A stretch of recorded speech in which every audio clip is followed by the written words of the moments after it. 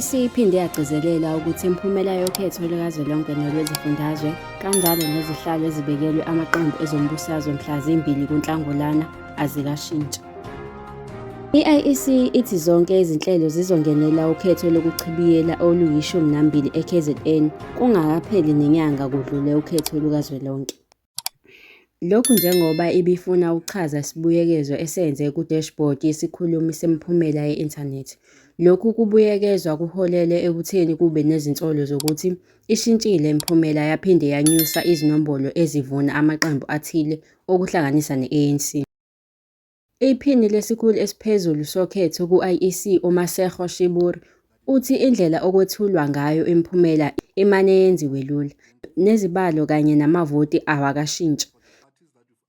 Isishayamthetho sikazwelonke siwuhlelo oluyizigaba ezimbili, olwakhiwe ukhetho okhethweni lwezifunda kanye nezinga likazwelonke futhi izihlalo zihlukene ngo-200 esifundeni nezingu-200 okhethweni lwesigungu sikazwelonke. Esikwenzile nje ukuhlanganisa leyo miphumela sinikeze amaqembu anikezwe wona ezihlalweni ezihambisana nawo mhla zi-2 kuNhlangulana kanye nengxenye yephesenti lamavoti njengoba kwanqunywa mhla zi-2 kuNhlangulana ngokulandelana. Ukwenza lula ulwazi olwanikezwa ababambe iqhaza kanye nomphakathi, kusho uShiburi. Amaqembu ezepolitiki asabheke omunye umbango wokhetho njengoba kulindeleke ukuthi kube nokhetho lokuchibiyela oluyi-12 ngoLwesithathu KwaZulu-Natal. Ukhetho luzoba seMzumbe, Umvoti, Newcastle, Pongola, KwaNongoma, Melmont naseMzimkhulu. Iningi lizoba kumasipala waseMzumbe ogwini oluseningizimu. UMzumbe ube sematheni kulandela ukusula kwamakhansela ayisithupha e-ANC ajoyina i-MK Party. Baxoshwa yi-ANC ekuqaleni konyaka ngenxa yokuvota ne-IFP ngesikhathi kukhethwa imeya entsha. Ezigcemeni eziningi amakhansela asulile kanti eMzimkhulu ukhetho lokuchibiyela luza ngemuva kokudlula emhlabeni kwekhansela. Kulindeleke ukuthi kuvulwe iziteshi zokuvota ezingama-72 kuwo wonke amawadi. I-IEC ithi ayizilindele izinselelo ngohlelo lokuphatha abavoti.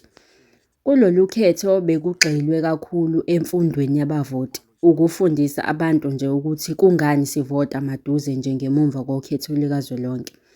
Ukuze nje baqonde ukuthi akukho ukuxhumana phakathi kokhetho lukazwelonke nolwezifundazwe kanye nokhetho lokuchibiyela. Ngakho kade sikwenza lokho futhi nezinhlelo zethu sezimi ngomumo ngoba manje sesiwucimile umcimbi omkhulu futhi sesiwavulile manje kuze kube nemicimbi yokhetho lokuchibiyela komasipala. Asilindele ukuthi kube namaphutha nhlobo ngoba awekho amavolumu emikhulu, kusho uNtombifuthi Masinga, oyisikhulu sokhetho kwa-IEC e-KZN. Ikhomishana ithi nakuba igxekwa futhi isolwa ngamanye amaqembu ezepolitiki ngokukhwabanisa amavoti okhethweni lukazwelonke, isebenza ngokubambisana namaphoyisa. Abakaze bathole noma yiziphi izinsongo zokuphazamiseka. Okunye okuhle ngokhetho lokuchibiyela ukuthi bangakwazi ukukhulisa umthamo ngoba yizindawo ezithile ezithintekayo, akufani nalapho kufanele batshalwe kuzo zonke izikhungo zokuvota ezweni. Ngakho-ke, sijabule kakhulu ngezinga lokuhlelwa kokuthi i-SAPS ivikele lolu khetho lokuchibiyela, kodwa ngasohlangothini lwethu akukho mbiko esiwutholile wokuthi kunezindawo ezisabisa ngokuphazamisa ukhetho lokuchibiyela nganoma yiphi indlela. Ngakho-ke sikhululekile lapho sikhona njengesifundazwe, kuchaza uMasinga.